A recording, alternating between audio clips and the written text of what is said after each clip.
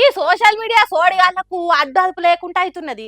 బురదల పంది బతుకుతున్నది, నువ్వు బతుకుతున్నావు. ఎందుకురా ఎదవన్నారా ఎదవా అని ఏదో సినిమాలు అన్నట్టు చేస్తున్నారు సోషల్ మీడియాల.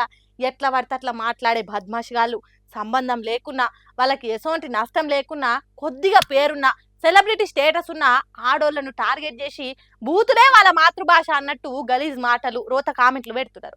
హాగో అట్లా చిన్మయి శ్రీపాద అనే పాటలు పాడేట ఆమెను టార్గెట్ చేసి చిల్లర కామెంట్లు పెడుతున్నారు.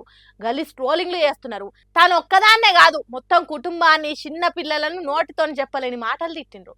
అందుకే ఓపిక వట్టి వట్టి వట్టి సిపి విసి సజ్జనార్ సార్కు ఆ సోషల్ మీడియా సోడిగాలు చేసే కామెంట్లు, గ్రూప్ కాలింగ్ల లింకు సారుకు పంపిందట. ఇంకేంది, సజ్జనార్ సార్ ఊకునేటోడా? ఆడోళ్లకు హాని చేస్తే ఎన్కౌంటర్లే చేసినోడు అనే పేరున్నది.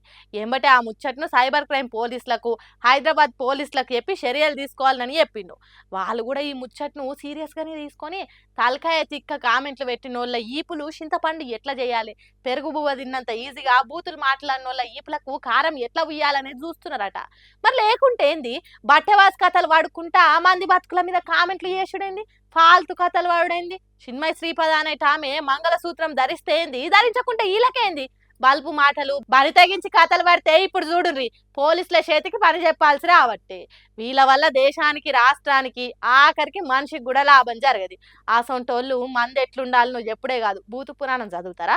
సార్లు, పోలీసార్లు వాళ్ళు ఎవరో తెలుసుకొని జరంత గట్టిగా అరుచుకోనని కోరుతున్నారు. ఫాల్తు వాళ్ళ ట్రోలింగ్లతో తిప్పల పడుతున్న జనాలు.